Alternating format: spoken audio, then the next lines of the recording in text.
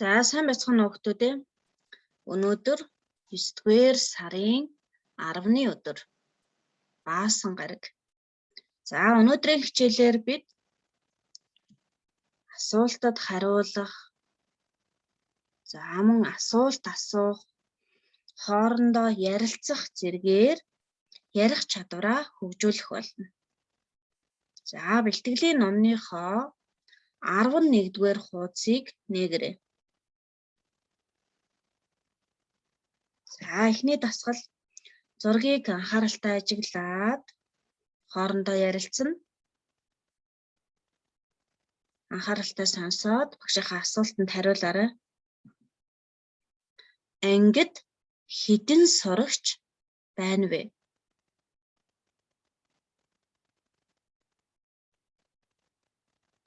За хэдэн сурагч байгааг хамтдаа тоолъё.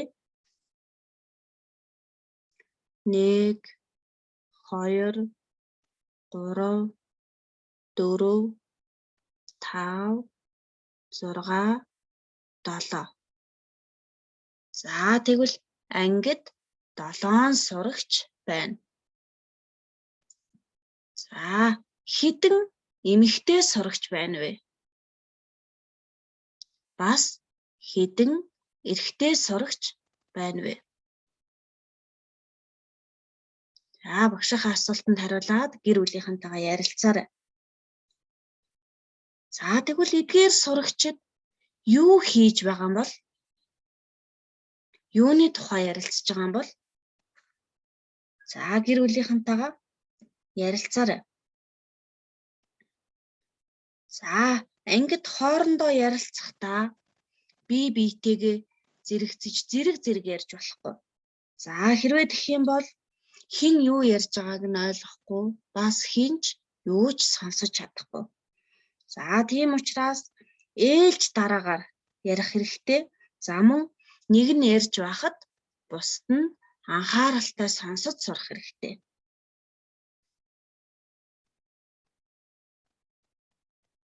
За дараагийн дасгал мөн зургийг анхааралтай ажиглаад хоорондоо ярилцаж хийгээрэй гэсэн байна. За багш нь та нарт таавар таалгана. Багшаагаа анхааралтай сонсоод юу болохыг нь таагаарай. За эхний таавар. Бөмбөгөр, цагаан, бас бид дотор нь амьдардаг. Хан, унь, тоон, баган, хаалга зэргээс бүрддэг. За энэ юу вэ хүүхдүүдээ олоорой.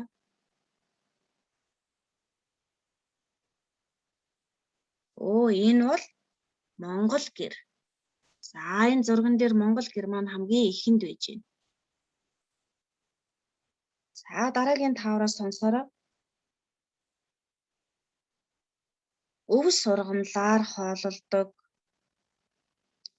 Сүүг нь би дуудаг.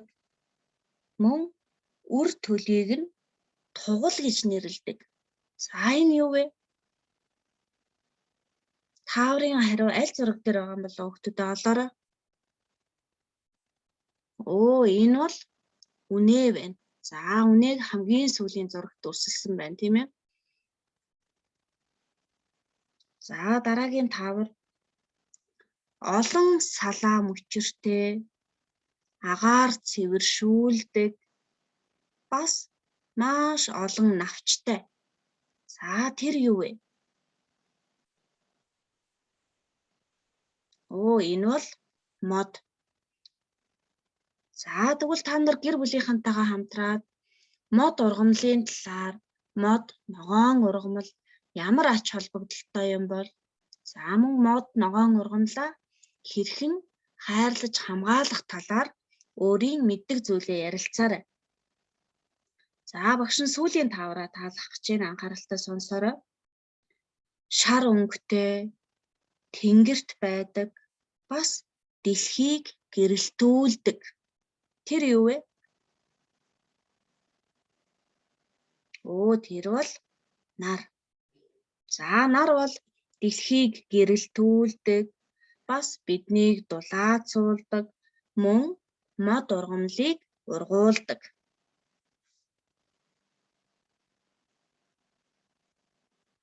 За дараагийн дасгалыг тохирох өнгөөр нь будаж хийгээрэй гэж байна.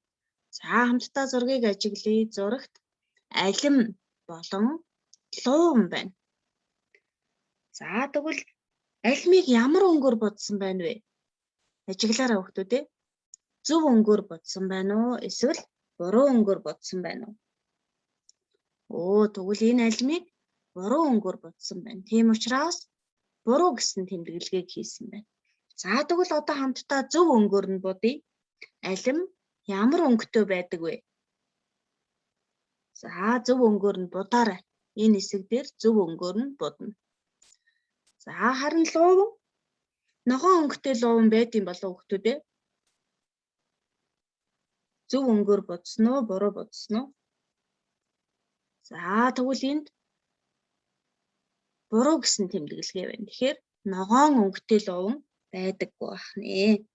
За тэгвэл мөн адил луунгаа зөв гэсэн энэ тэмдэглэгээтэй хэсэгт зөв өнгөөр нь цэвэр нямбай будаарай. За дараагийн дасгал мөн адил тохирох өнгөөр нь будна. За юуг хэрхэн яаж будах вэ? Зургаа анхааралтай хараарай. За зурагт хэдэн том гурвалжин байна вэ? Тоолоорой хүүхдүүд ээ. За багш нь том гурвалжин гэж асуусан тийм ээ. Хамтдаа тоолъё. 1 2 3 4 5 6 7 8 8 том гурвалжин байна. За тэгвэл том гурвалжин дотор бас жижиг гурвалжингууд байна. Тэгвэл том гурвалжин дотор хэдэн жижиг гурвалжин байна вэ? За ажиглаарай. Том гурвалжин дотор 1 2 3 4 жижиг гурвалжин байна. За тэгвэл одоо жижиг гурвалжингуудыг ямар өнгөөр будсан байна вэ? За хамтдаа өнгийг нь нэрлэе. Ногоон, шар, цэнхэр, улаан өнгөөр будсан байна. За одоо тэгвэл хоёр дахь игнэний гурвалжингуудыг зарим жижиг гурвалжин бодлого орхисон байна. За тэгвэл одоо хамтдаа ямар өнгөөр будах дутуу байгааг нь олъё. За эхний гурвалжинг ажиглая. Ямар өнгө дутуу байна вэ? Ажиглаарай. Улаан өнгө дутуу байна. За тэгвэл хоёр дахь гурвалжинд ямар өнгө дутуу байна вэ? Ажиглая. Мөн улаан өнгө дутуу байна, бас шар өнгө дутуу байна. За харин гурав дахь гурвалжин улаан, шар, цэнхэр өнгө дутуу байна. За сүүлийн гурвалжинд ямар өнгө дутуу байна вэ? Хүүхдүүдээ олоорой. За ингээд дутуу байгаа өнгийг нь үүсээгээд будаарай. За одоо харин дасгалын номныхоо 10 дугаар хуудсыг нээе. За 10 дугаар хуудсанд эхний зургийг хамтдаа ажиглая. За энэ хүүхдүүд цүнхээ янз янзаар үүрсэн байна. За тэгвэл аль нь зөв юм болоо? Аль хүүхэд цүнхээ зөв үүрсэн байна вэ? За цүнхээ зөв үүрсэн хүүхдийг олоод дөрвөлжинүүдэнд зөв гэсэн тэмдэглэгийг хийгээрэй.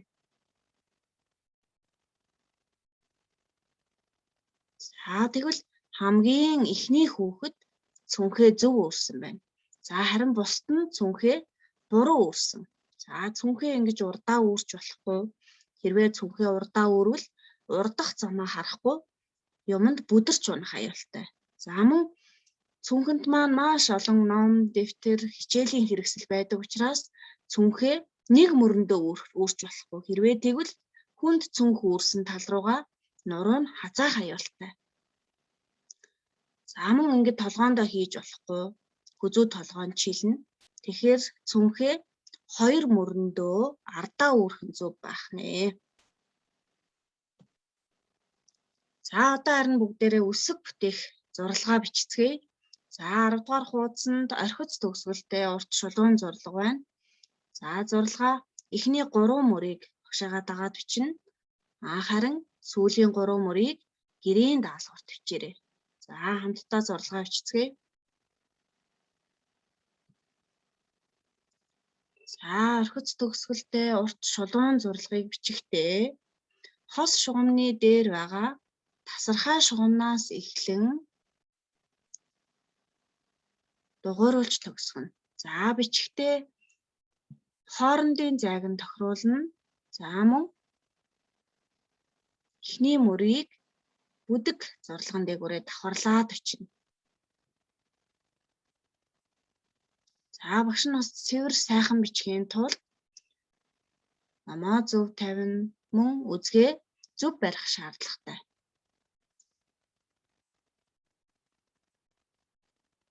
За ингээд багшаагаа дагаад 3 мөр цэвэр нямбай бичээрэй. За яарч сандраад хурдан бичвэл зурлагаа муухай бичих учраас залхууралгүйгээр хичээнгүйлэн нямбай бичээрэй. За багш нь эхний мөрийг бичээд харууллаа. За хоёр дахь мөрийг бичихтэй эхний мөрөнд бичсэн зурлагынхаа за яг доор нь бичих юм бол хоорондох зай нь зөв гарч ирнэ.